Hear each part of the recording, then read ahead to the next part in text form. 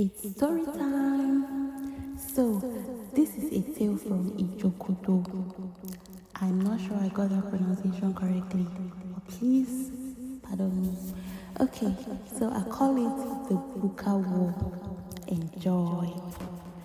Ijokoto, a sleepy town with more palm trees than people, was the kind of place where everybody knew everybody and everybody knew everybody's business.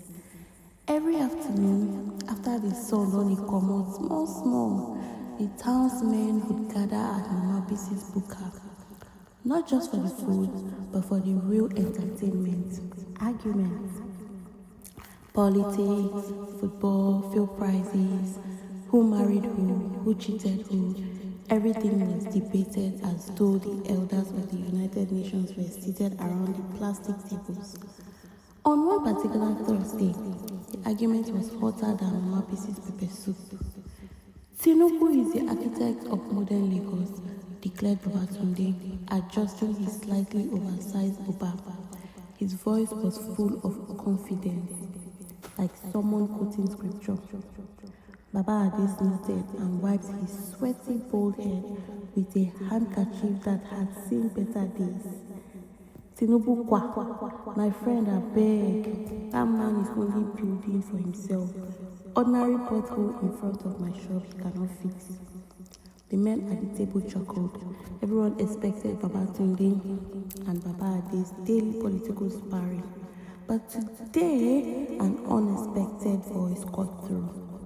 Una to the argue nonsense, said Shino, who had only returned from Lagos 2 weeks earlier, full of mainland confidence and Lekki arrogance.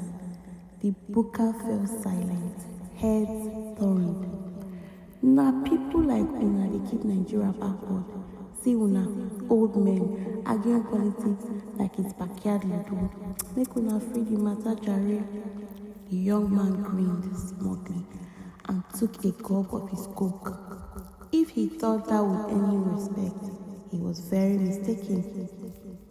Babatunde stood up like an uncoiled spring. Who be your mate? Your papa no teach you how to talk to elders. Before Shino could respond, Babatunde's right hand executed a perfect abara, the classic Yoruba backhand slap.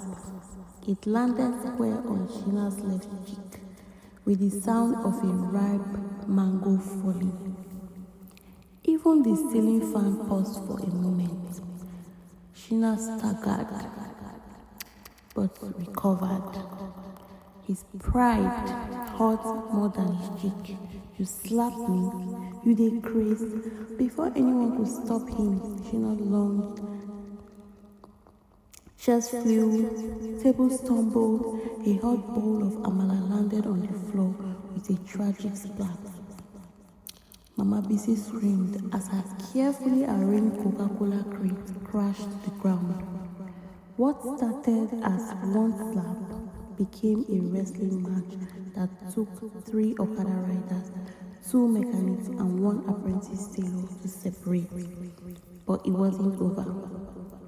By nightfall, the whole town had heard the story, not as it happened, but as it evolved. Babatunde beat Shino like drum during our festival. Shino brought cowboys from Lagos. Mama Bisi's buka is now unsafe. The youth quickly divided themselves into 2 factions, Team Elders and Team Youths. Petty fights started breaking out. Boys smashed each other's phones over arguments that had nothing to do with them. The tailor Taju announced he would only sew for people loyal to Babatunde. The Okada riders formed local vigilante checkpoints, demanding peace maintenance fees. Even Pastor Dimeji, normally calm, delivered a Sunday sermon with fire. When pride comes, then comes disgrace. Proverbs 11:2. A lesson from the buka of madness. Mama Bisi, watching her once busy buka now empty, sighed. I don't suffer. God, is it because I didn't go to school that buka business is my portion? The town elders were helpless. The youth refused to listen. The old women were too proud to apologize. Something had to be done. That's when they summoned Iya Rainbow, retired headmistress, legendary disciplinarian, mother of 5, grandmother of 12. Her presence alone was enough to freeze grown men. At the emergency town hall meeting under the ancient Iroko tree, Iya Rainbow arrived in her starched Iru and Buba, holding her famous cane, Ogunlana. She didn't waste time.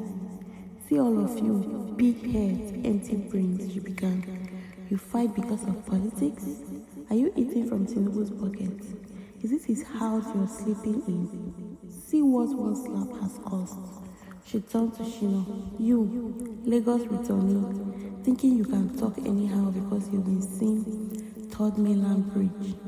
You lack respect."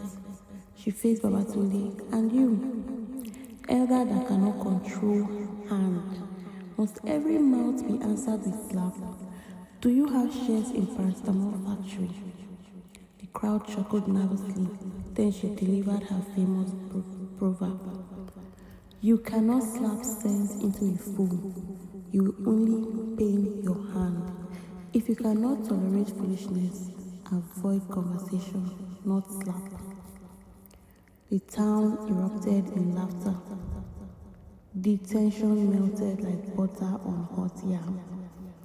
As peace was finally settling, a voice cut through. Inspector Bolahun, recently transferred from Lagos.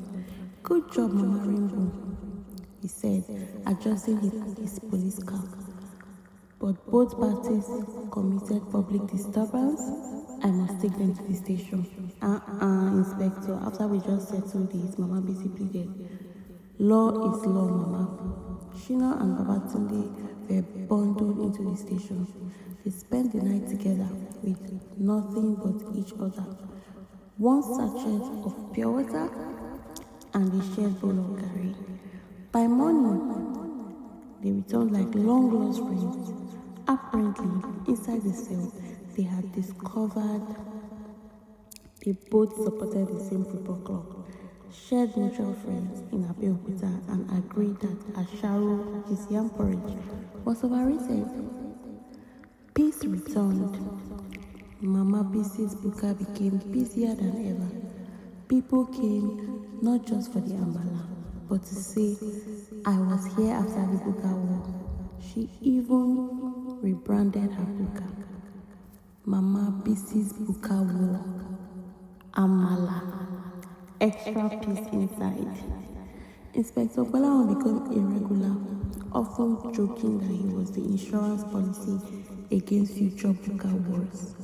And anytime someone raised their voice, the town would chant together, "Remember the buka war," and everybody would burst into laughter. Ijokodo went back to being Ijokodo, full of gossip, arguments, and plenty of amala.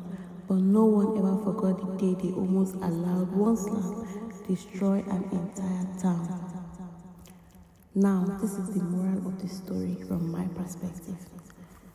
Violence may start small, but it grows like wild yam.